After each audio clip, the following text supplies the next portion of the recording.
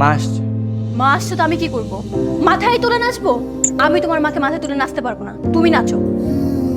দেখো, আমি অনেক সহ্য করেছি, আর সহ্য করতে পারছি না। তোমার মা বাবা যদি এই বাসাতে থাকে, আমি আজকে রাতের মধ্যে বাসা থেকে চলে যাব। আশ্চর্য, তুমি এরকম করতেছো কেন? আমি এমনই।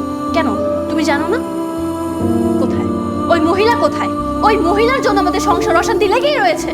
ঠিক আছে, লেগে থাকুক, কোনো সমস্যা নেই। আমি আর এই সংসারে থাকতে চাচ্ছি না। তুমি আর তোমার মা মিলে এই সংসারে থাকো, আমি চলে যাব। কি ব্যাপার, ওই মহিলা সামনে আসছে না কেন?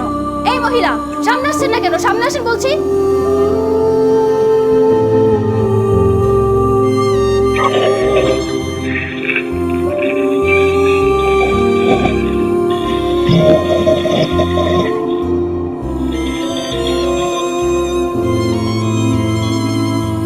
মা, তুমি এখানে?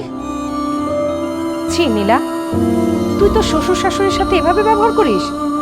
তাদেরকে তুই বৃদ্ধাশ্রমে রেখে আসলি? কিন্তু মা, তুমি এত রাত্রে এই বাসায়? আসলাম। তোর ভাবি আমার সাথে খারাপ ব্যবহার করছে, আমাকে বাসা থেকে বের করে দিয়েছে।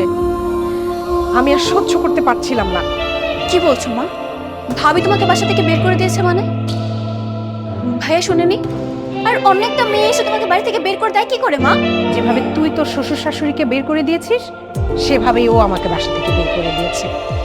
তুই আর তোর ভাবির মধ্যে তো কোনো পার্থক্য নেই, একই তো।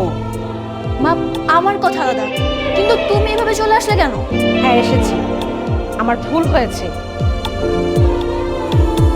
যেখানে আমার মেয়ে এরকম, সেখানে আমার আশা একদম ঠিক হয়নি। আমি আর এক মুহূর্ত এখানে থাকবো না, আমি আমার বাসায় ফিরে যাচ্ছি। দাও বাবা। মামা, আমি তোমার সাথে যাবো মা। আচ্ছা, আমি মার সাথে একটু বাড়িতে যাচ্ছি। হ্যাঁ, যাও যাও, একদম বের হয়ে যাও, না আসলেই ভালো হবে।